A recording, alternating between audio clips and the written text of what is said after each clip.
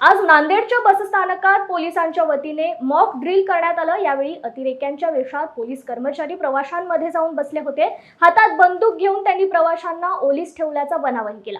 त्यामुळे प्रवासी हैराण झाले होते। अनेकांना तर काय करू आहे हे कळायला मार्ग नव्हता। तेवढ्यातच पोलिसांची अनेक वाहने बसस्थानकात दाखल झाली आणि त्यांनी हातात बंदुका घेऊन पोलीस बसस्थानकाचा कानाकोपरा ढुंडाळण्यास सुरुवात केली। काही वेळातच अतिरेक्यांकडून प्रवाशांची सुटका केली जाते। त्यानंतर हे मॉक ड्रिल असल्याचे पोलिसांकडून स्पष्ट केलं गेलं।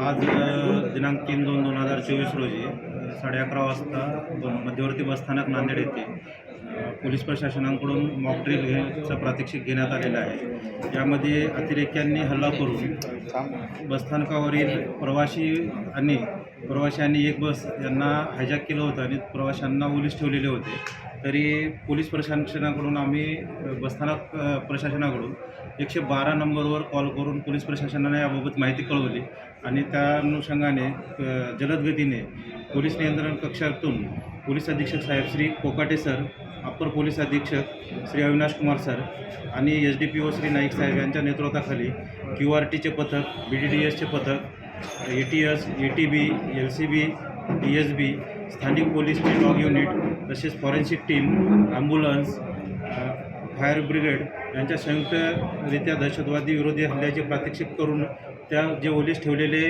प्रवासी होते आणि एक बस हायजॅक केलेली होती त्यांचं सुखरूपरित्या जसं सुटका करण्यात आलेली आहे आणि याचा प्रात्यक्षिक खूप चांगल्या रीतीने मध्यवर्ती बसस्थानक नांदेड येथे पोलीस प्रशासनाकडून करण्यात आलेला आहे।